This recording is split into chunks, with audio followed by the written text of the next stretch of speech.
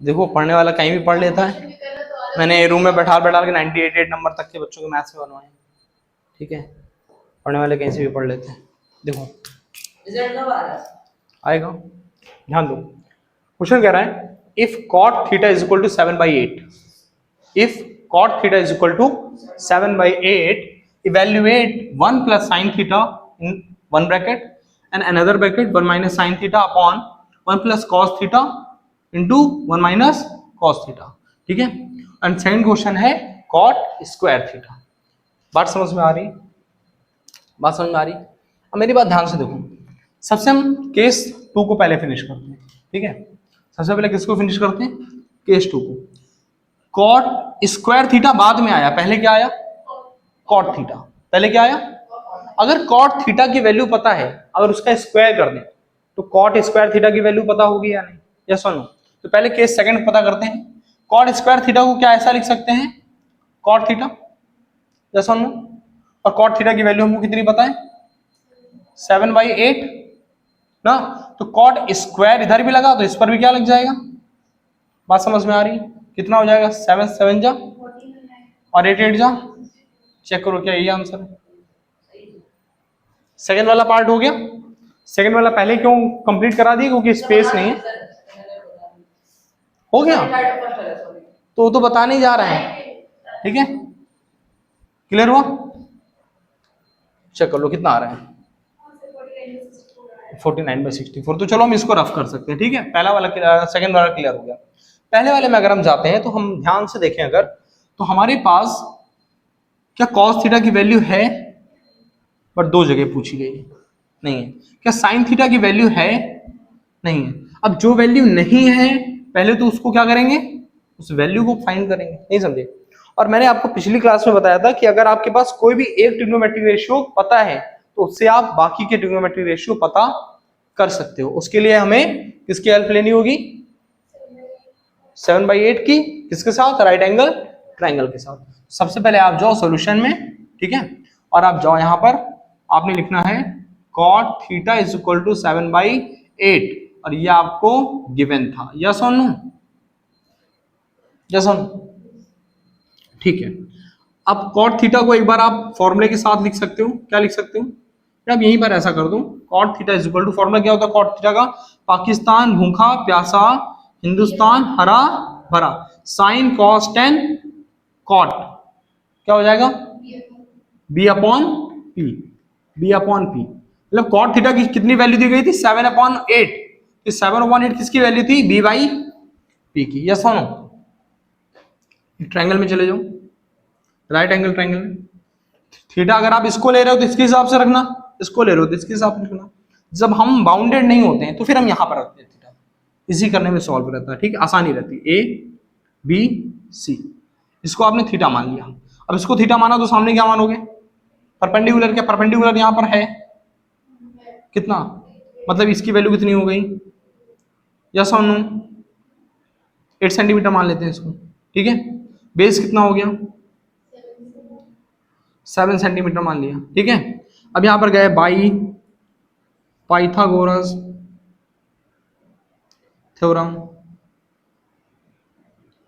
ठीक है, by Pythagoras theorem क्या कर सकते हैं? AC का square is equal to AB का स्क्वायर प्लस BC का स्क्वायर। तो AB का स्क्वायर कितना हो गया? 8 8 64 प्लस 7 7 49। ऐड करो तो कितना हो जाएगा? 9 4 13, कैरी 1 6 4 10 और 1 11। यहाँ बचेगा AC। और आपको ये नंबर देख के लग रहा होगा ये कैसा नंबर है? Non perfect square. नहीं समझे? कैसा नंबर है? Non perfect square. तो इधर से स्क्वायर आया, इधर आकर के क्या बन गया? √3 सेंटीमीटर। बात समझ में आई? AC की वैल्यू कितनी आ गई?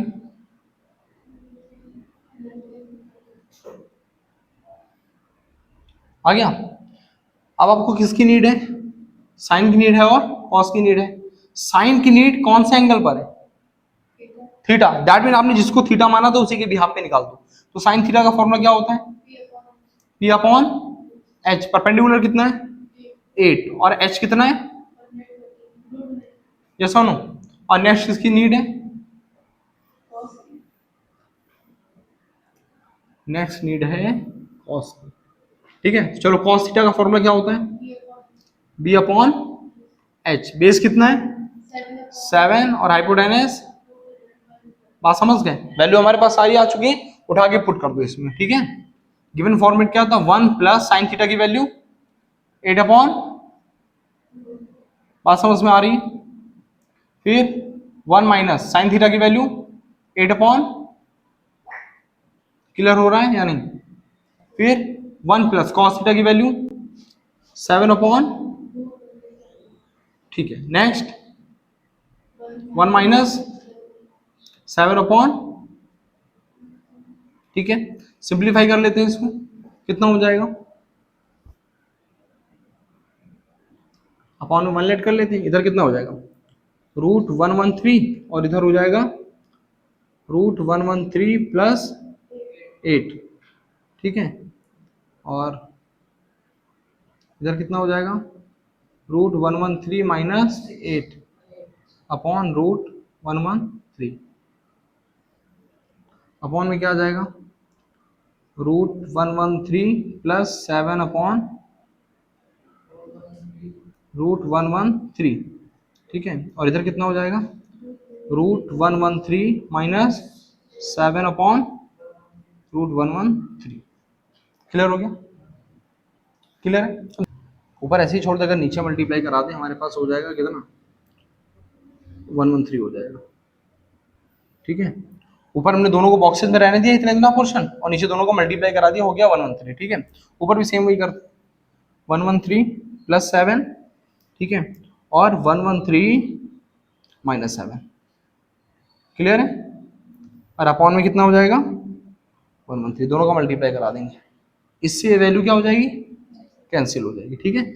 a by b by c by d, ये ऊपर पहुंच जाएगा और ये यहाँ पहुंच जाता, तो एक ये वैल्यू ऊपर चली जाती है और ये दूसरी वैल्यू नीचे, तो नीचे से ऊपर कैंसिल आउट हो जाता। इससे बढ़िया मैंने यहीं पर कैंसिल आउट कर दिया। अब यहाँ पर क्या बन गया? a plus b a minus b, और a plus b a minus b क्या हो जाता है यहाँ पर? A square minus b square. तो ए स्क्वायर मतलब 113 का स्क्वायर, a square minus b square मतलब 8 का स्क्वायर, और नीचे क्या हो जाता? A square minus b square. इसका स्क्वायर करोगे तो स्क्वायर से रूट कैंसिल हो जाएगा, कितना बचेगा? 113 माइनस 64, और इधर 113 माइनस 49। चलो माइनस करो, 13 माइनस 4 कितना हो जाएगा? 9, इधर हो गया 10, और 10 माइनस 6 4, इधर आ जाओ 13 माइनस 9, और इधर कितना हो गया? किसी से कैंसिल आउट हो गई? नहीं, तो आई थिंक यही आंसर आ रहा होगा 49 अपॉन 64। चेक कर लो और नोट कर लो।